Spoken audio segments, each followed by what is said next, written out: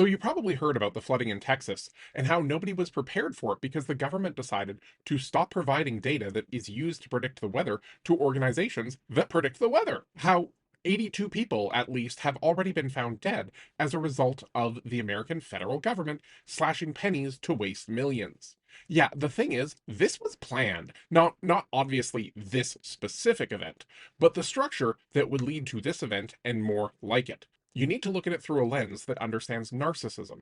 Narcissists love chaos. They don't build things, they break them down and dance in the red mist. They thrive in chaos because when you're in chaos, you're not stable. You can't take a deep breath and look at the patterns and realize where all the problems are coming from. You don't get to be reasonable. Look at what is happening in Canada with our laws right now. Things are getting pushed through to allow projects to happen faster and with less oversight and less planning than otherwise. Why? Because we're in an economic crisis that the tangerine toddler and his friends wanted. There's also so much money to be made in a crisis. People who are mourning loved ones will often be so caught up in their grief that they don't even want to think about reasonable policy solutions. They want to fight.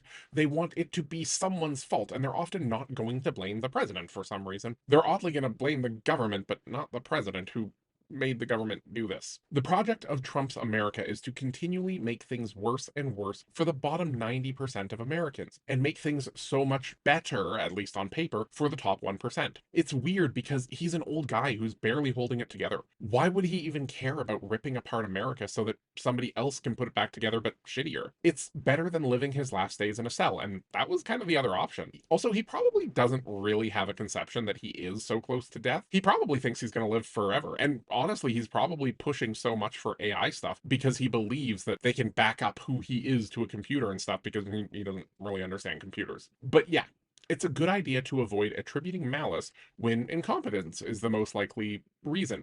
But there's also an element of malice to this. Narcissists become very used to the idea that no matter how much chaos they cause, there will always be someone there to pick up the pieces for them. Because normally, until you're the person running the country, there generally is someone who has more power than you who can stabilize things. Unfortunately, in this case, he's kind of gotten rid of everyone who would normally pick up the pieces. So, have fun being broken, America, I guess.